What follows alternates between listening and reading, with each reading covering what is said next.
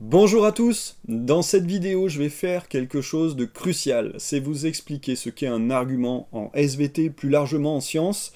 Alors j'ai bien sûr dans le viseur l'exercice type 1 ou texte argumenté de l'épreuve du bac de spécialité SVT, mais pas que, parce qu'on est trop nombreux à identifier des lacunes dans l'argumentation auprès de nos élèves ou de nos étudiants, même en classe prépa. Et donc pour comprendre ce qu'est un argument, on va commencer par une définition. Vous voyez que le Larousse nous dit que ça peut être un raisonnement, preuve, destiné à appuyer une affirmation, c'est ce qu'on appelle étayer une affirmation. Et puis, on peut aussi définir argument comme un moyen auquel on recourt pour convaincre quelqu'un. Et donc, bien sûr, c'est deux choses, hein, c'est assez similaire, mais c'est quand même un petit peu différent. On va prouver et aussi dans le but de convaincre. Alors je vais donc définir argument comme l'ensemble des faits, observations, expériences, données, calculs et raisonnements qui permettent de prouver la véracité d'une notion ou d'une théorie scientifique, et on pourrait même rajouter dans le but de convaincre les gens de cette véracité. Attention cependant aux mauvais arguments, l'argument d'autorité. Aristote a dit, au Moyen-Âge, c'était la seule façon de prouver quelque chose, on finissait par Aristoteles dixit. Le problème, c'est que ça nous a emmené à penser pendant 2000 ans que la théorie de la génération spontanée était satisfaisante, alors qu'en fait, ça n'est pas du tout vrai. Donc si la personne qu'on cite en argument d'autorité a tort, on maintient l'erreur et on reste dans l'obscurantisme. Et puis évidemment, il faut aussi distinguer argument d'un avis, d'un jugement de valeur, ou même d'une croyance. Moi je pense que, ou je ne crois pas à, ça c'est pas des arguments scientifiques. Alors je vais distinguer 6 types d'arguments. Et évidemment, je vais les illustrer par des exemples du programme de seconde, de première spécialité et de terminale spécialité SVT. Alors, argument numéro 1, l'exemple. Si on prend la notion espèce, eh bien finalement, vous voyez qu'il y a des critères dans cette définition. La ressemblance, la reproduction, une descendance viable et fertile. Donc votre argument, l'exemple, eh bien c'est le bon exemple, entre guillemets, voire même plusieurs, parce que si on en a plusieurs, on va avoir des informations cohérentes et qui vont permettre une fiabilité de l'argumentation. Alors, plus que citer l'exemple, il faut montrer en quoi cet exemple valide cette définition. L'espèce humaine, ok, bah, il y a une ressemblance, même entre hommes et femmes, il y a une ressemblance. Il y a des descendants qui sont produits, qui sont viables et fertiles. Alors bien sûr, d'autres exemples seraient tout à fait adaptés, l'ours polaire, la baleine, et même la carotte. J'aime bien cet exemple, hein, puisque les élèves ont tendance à dire « Ah bon, la carotte ?» Bah oui, la carotte, finalement, une carotte ressemble à une autre carotte, et puis bon, il faut la voir aussi en entier dans le jardin, hein, avec ses feuilles, et puis, bien sûr, elle produit des fleurs et des fruits, et donc elle peut se reproduire. C'est bien comme ça qu'on sème les carottes dans le jardin. Alors du coup, il nous faut faire attention aussi aux mauvais exemples. Alors un exemple peu adapté, le lion. Bah oui, le lion et la lionne se ressemblent pas vraiment. Il y a un dimorphisme sexuel marqué dans cette espèce. Donc vous avez raison, le lion est bien une espèce, d'accord, mais par contre, c'est pas parfait par rapport à la définition qu'on apporte. Alors si on était en train d'appuyer que l'espèce, c'est un concept créé par l'humain qui a ses fragilités, eh bien citer le lion, c'est très intéressant justement pour montrer que la définition est imparfaite. Par contre, si vous le citez juste pour dire voilà ce qu'est une espèce, c'est pas parfait.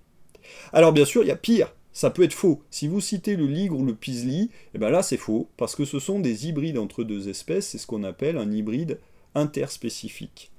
Donc là, on est carrément faux, et ça, c'est très mauvais. Dès que c'est faux ou incohérent, vous pouvez être certain que l'argumentation sera mauvaise, et donc aussi que votre note sera mauvaise.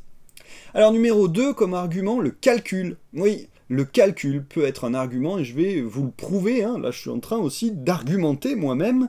Le calcul, c'est un argument. Comment on peut savoir ça? On va prendre la notion de l'ADN, on sait que c'est une molécule très fine, et elle est composée de nucléotides, ATCG, ce qui lui permet de porter l'information génétique grâce à la séquence d'ADN, ou plutôt séquence de nucléotides dans l'ADN. Hein. J'ai fait le raccourci qu'on fait classiquement. Vous voyez, j'ai pris un exemple, ATG, CT, CTAA, ça donne une information génétique.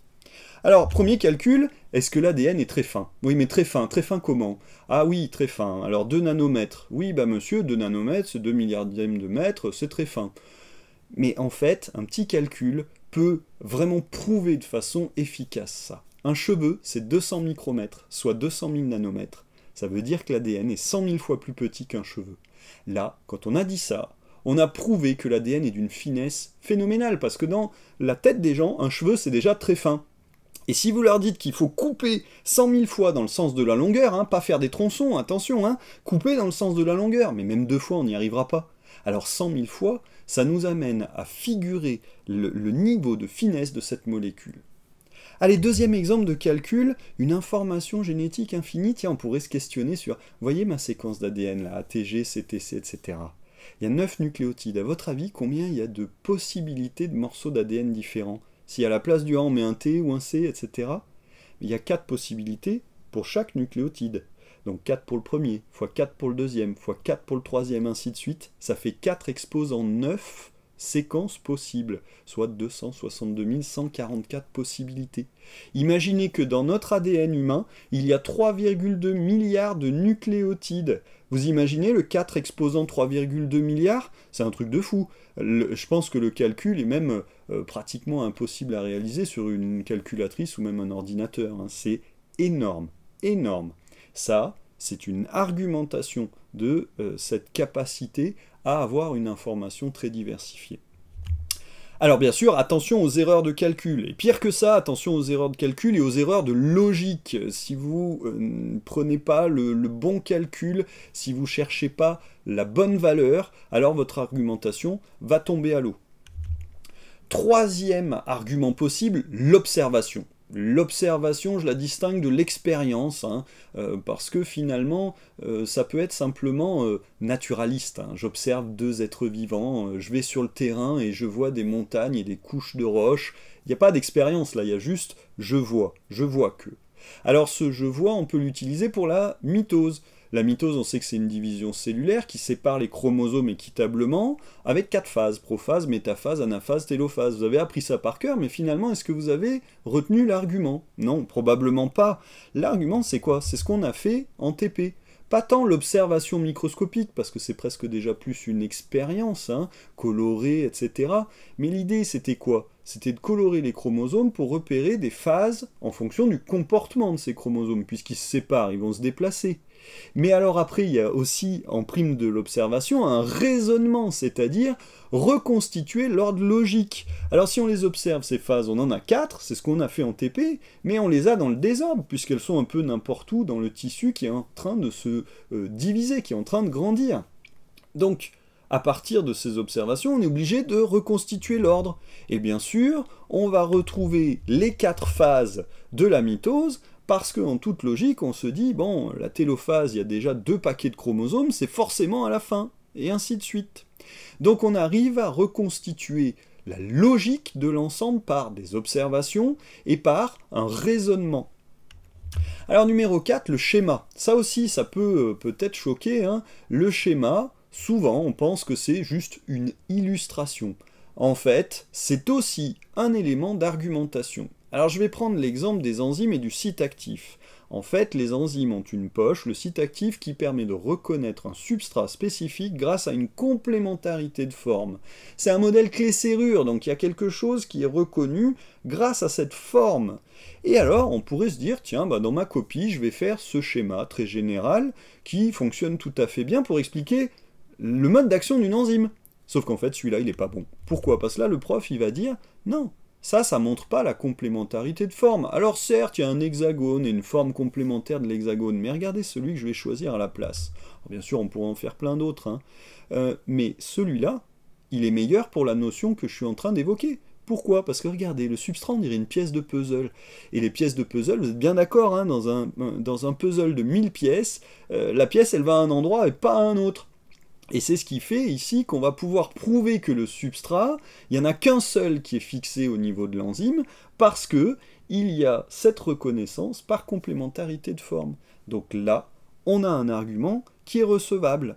Et ça, c'est vraiment important de l'avoir en tête. Allez, je prends un autre exemple rapide, même sans l'avoir en image, mais en terminale, on va parler des brassages chromosomiques au cours de la méiose. Si vous faites le schéma de première spé avec votre belle méiose et à la fin juste des chromosomes, ça marche pas, parce qu'en fait, il faudrait là-dessus rajouter des gènes et des allèles pour montrer qu'à l'issue de la méiose, tous les gamètes ne sont pas identiques. il y a une diversité créée grâce au brassage chromosomique.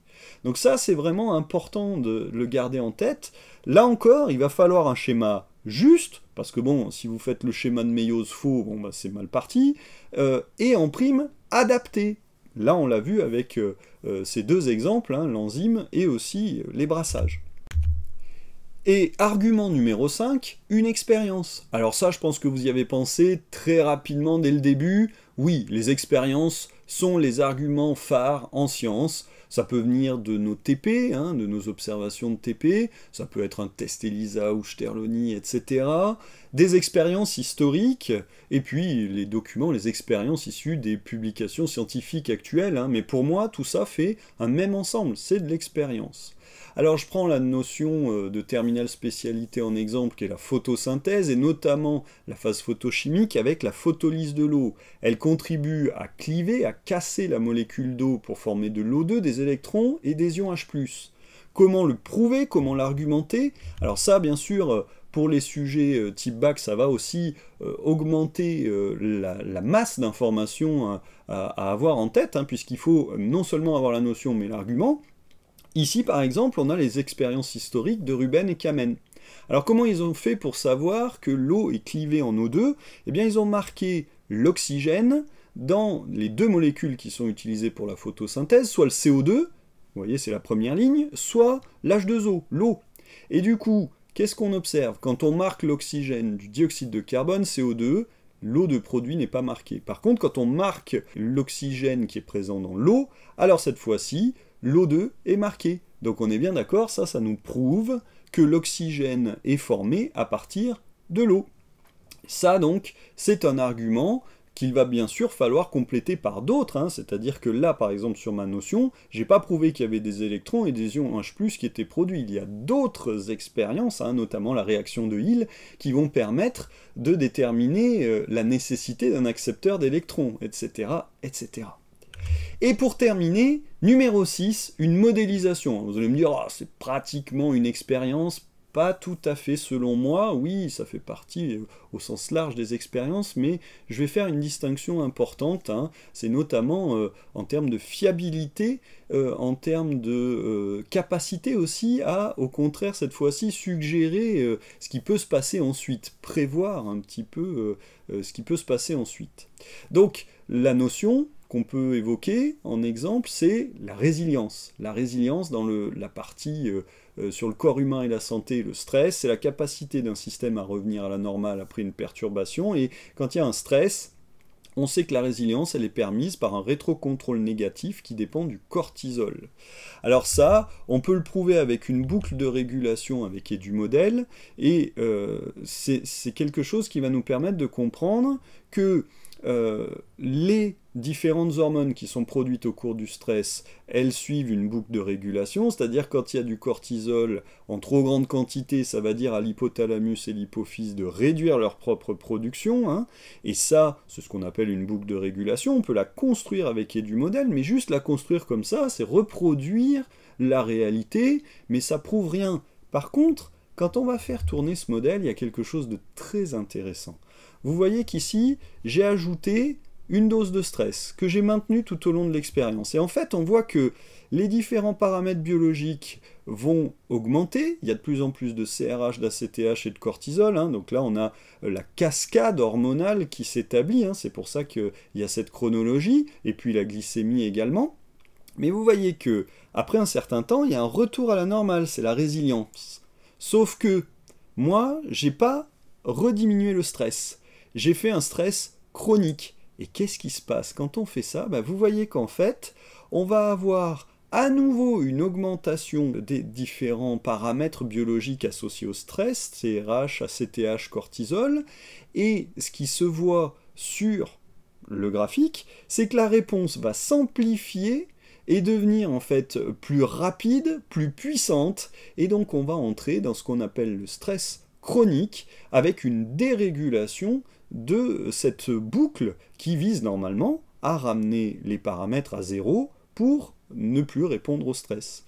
Donc ça, c'est quelque chose qui est très important, la modélisation, mais alors, Attention aux paramètres, il faut être sûr d'avoir bien constitué son modèle, et puis surtout, il faut répéter les modèles pour être sûr que statistiquement, ils vont tous donner la même chose, parce qu'il y a du hasard, il y a de l'aléa dans les modèles, et certaines fois, ils peuvent donner des réponses curieuses. C'est en les répétant, en obtenant quelque chose de statistique, qu'on est capable d'argumenter.